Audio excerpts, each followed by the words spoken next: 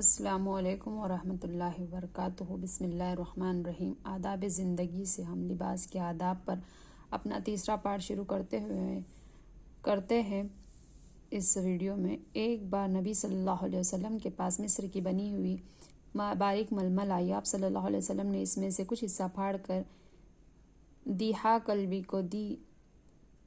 کلبی کو دیا اور فرمایا، اس میں سے ایک حصہ پھاڑ کر تم اپنا کرتا بنا لو اور ایک حصہ اپنی بیوی کو دوپٹہ بنانے کے لیے دے دو، مگر اس سے کہہ دینا کہ اس کے نیچے ایک اور کپڑا لگا لے تاکہ جسم کی ساخت اندر سے نہ جھلکے۔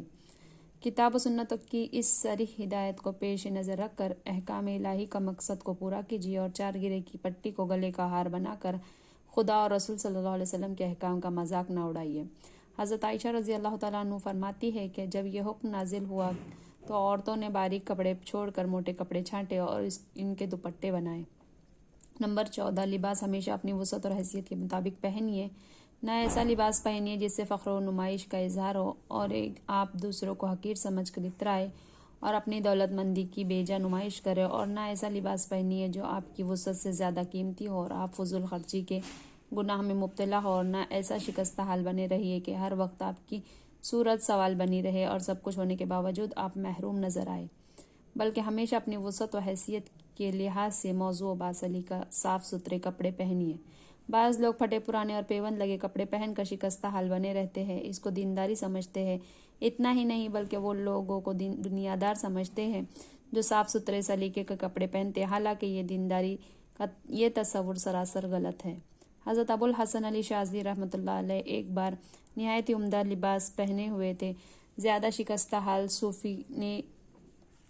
کسی شکستہ حال صوفی نے ان کے اس ٹھاٹ باٹ پر اعتراض کیا کہ بھلا اللہ والوں کو ایسا بیش بہا لباس پہننے کی کیا ضرورت ہے؟ حضرت شاذلی نے جواب دیا کہ بھائی، یہ شان و شوکت عظمت والے خدا کی حمد و شکر کا اظہار ہے، تمہاری یہ شکستہ حالی صورت سوال ہے۔ تم زبان حال سے بندوں سے سوال کر رہے ہو، دراصل دینداری کا انحصار نہ پھٹے پرانے پیوند لگے گھٹیا کپڑے پہننے پر ہے، نہ لباس فاخرہ پہننے پر۔ دینداری کا دار و مدار آدمی کی نیت اور صحیح فکر پر ہے۔ صحیح بات یہ ہے کہ آدمی ہر معاملے میں اپنے وسعت اور حیثیت کا لحاظ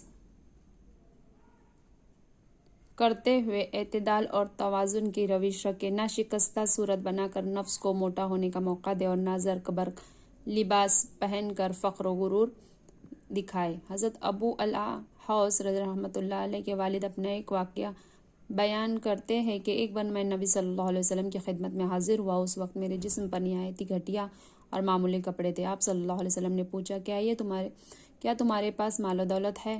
میں نے کہا، جی ہاں۔ دریافت فرمایا، کس طرح کا مال ہے؟ میں نے کہا، خدا نے مجھے ہر قسم کا مال دے رکھا ہے، اونٹ بھی ہے، گائے بھی ہے، بکریاں بھی ہے، گھوڑے بھی ہیں اور غلام بھی ہے۔ آپ صلی اللہ علیہ وسلم نے فرمایا، جب خدا نے تمہیں مال و دولت سے نوازا رکھا ہے تو اس کے فضل و احسان کا اثر تمہارے جسم پر ظاہر ہونا چاہیے۔ مطلب یہ ہے کہ جب خدا نے تمہیں سب کچھ دے رکھا ہے تو پھر تم ناداروں اور فقیروں کی طرح اپنا حلیہ کیوں بنا رکھا ہے؟ یہ تو خدا کی ناشکری ہے۔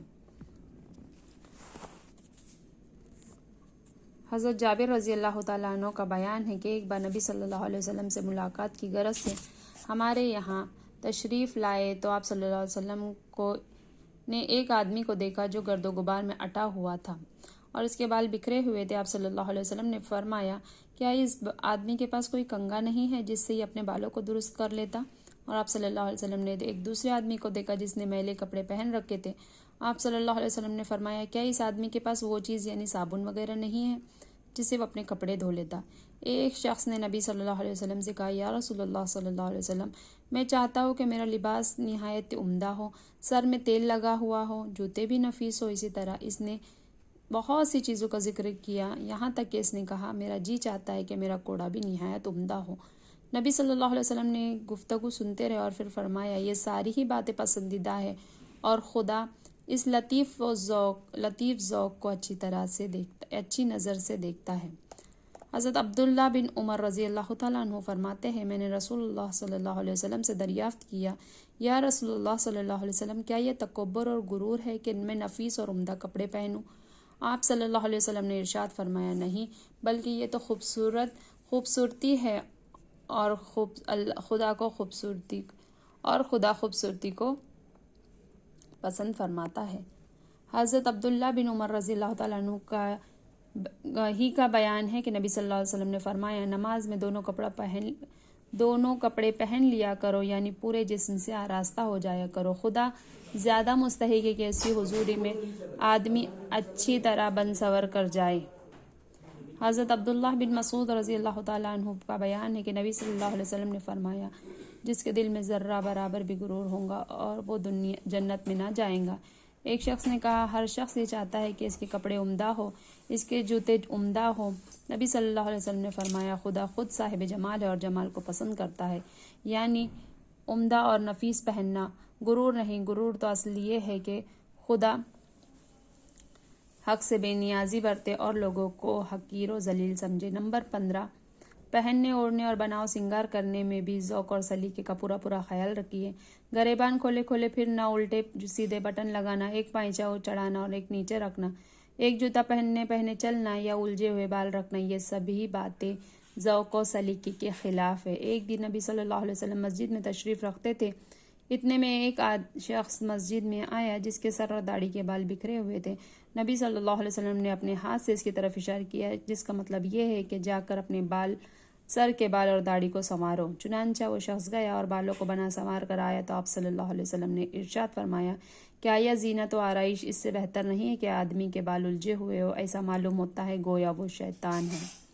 حضرت ابو ہریرہ رضی اللہ تعالیٰ عنہ فرماتے ہیں کہ نبی صلی اللہ علیہ وسلم نے ارشاد فرمایا ہے کہ ایک جوتا پہن کر کوئی نہ چلے، یا دونوں پہن کر چلو یا دونوں اتار کر چلو۔ اور اسی حدیث کی روشنی میں علماء دین نے ایک آستین اور ایک موزہ پہننے کی بھی ممانعت فرمائی ہے۔ نمبر 16، سرخ اور شوخ رنگ، زرق برق پوشاک اور نمائشی سیاہ اور گریوا کپڑا پہننے سے بھی پرہیز کیجیے۔ سرخ اور شوخ رنگ اور زرق برق پوشاک عورتوں ہی کے لیے مناسب ہے، ان کو بھی حدود کا خیال رکھنا چاہیے۔